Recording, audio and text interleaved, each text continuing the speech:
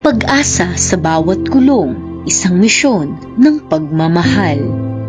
Ang tuloy-tuloy nating pagsasagawa ng medical mission sa lungsod ng Marikina ay parang pinto na naghahatid sa atin sa mga taong minsan nang nawalan ng pag-asa dahil sa karamdaman.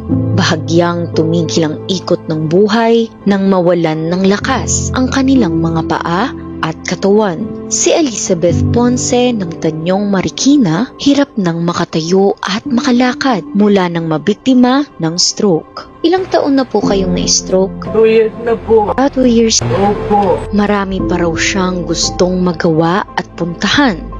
Kaya't ang wheelchair na ating dala ay napakalaking biyaya. Maraming salamat po po Pimentel sa tulong na binigay mo na wheelchair.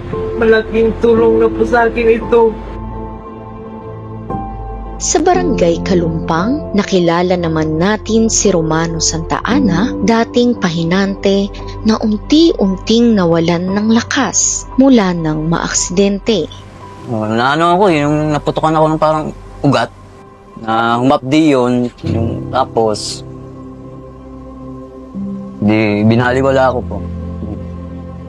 Tapos nawala. Lumipas ang isang buwan. Tuloy-tuloy akong trabaho. Tapos dala-dala ko na pala, sakit na pala. Hanggang sa nabalda na ako.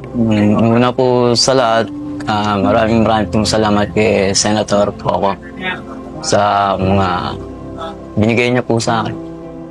At mga naunang tulong, maraming pong salamat.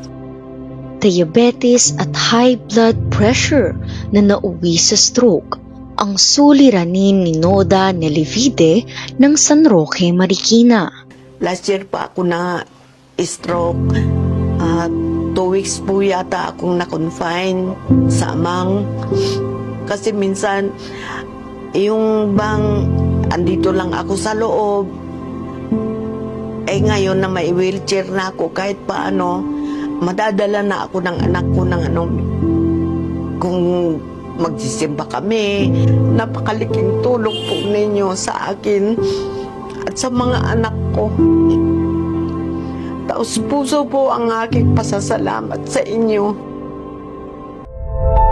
Ang mga ganitong uri ng karanasan ng bawat isang Marikenyo ay napakatibay na motibasyon para kay Senate Minority Leader Coco Pimentel upang ipagpatuloy ang kanyang sinimulang serbisyong medikal. Alam ni Senador Coco na maraming mamamayan pa ng Marikina ang dapat tulungan at bigyan ng nararapat na pagmamahal.